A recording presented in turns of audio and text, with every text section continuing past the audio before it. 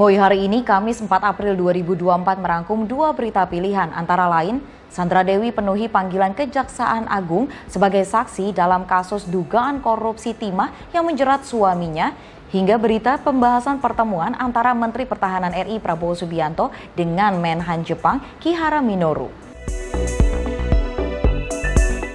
Kejaksaan Agung memeriksa Sandra Dewi sebagai saksi terkait kasus dugaan korupsi timah yang menjerat suaminya Harvey Moise. Ditemani dengan dua orang, Sandra Dewi diperiksa terkait rekening yang telah diblokir. Sandra Dewi tiba di Kejagung pada Kamis pagi 4 April 2024 dan sempat melambaikan tangannya ke awak media sebelum masuk ke gedung Jaksa Agung Muda Pidana Khusus. Agenda pemeriksaan oleh Kejagung adalah meneliti beberapa rekening yang telah diblokir dalam rangka memilah mana yang diduga berkaitan dengan tindak pidana Harvey. Melakukan pemanggilan terhadap saksi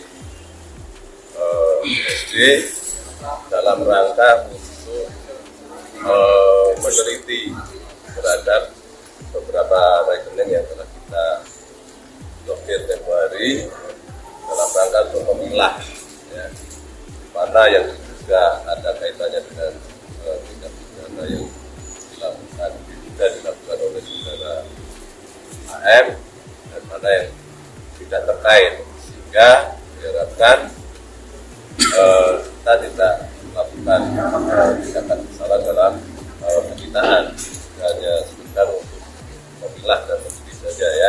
Kuntadi tak menyebutkan nominal nilai dalam rekening Harvey yang telah diblokir karena proses pengusutan kasus itu masih dilakukan. Di samping itu, Harvey Moise resmi ditetapkan menjadi tersangka tindak pidana pencucian uang dalam kasus korupsi timah.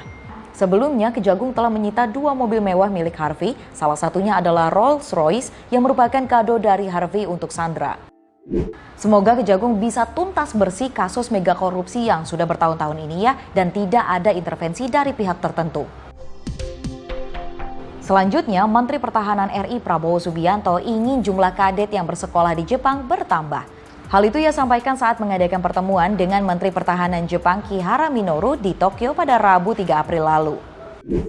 Prabowo menilai para kadet yang telah bersekolah di Jepang menunjukkan hasil yang baik dari segi kualitas sumber daya manusia pertahanan Indonesia.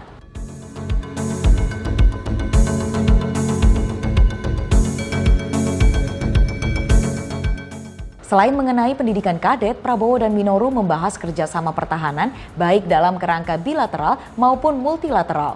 Siaran pers yang sama menulis bahwa Minoru menyatakan keinginannya untuk terus menjaga dan mewujudkan kawasan Indo-Pasifik yang bebas dan terbuka atas dasar supremasi hukum bersama dengan Indonesia sebagai negara maritim.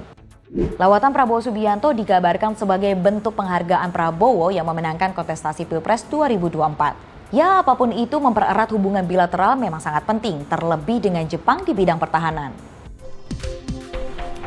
Demikian Voi hari ini. Nantikan berita selanjutnya dengan subscribe YouTube Voi.id dan jangan lupa untuk follow Instagram dan TikTok Voi.id. Sampai jumpa.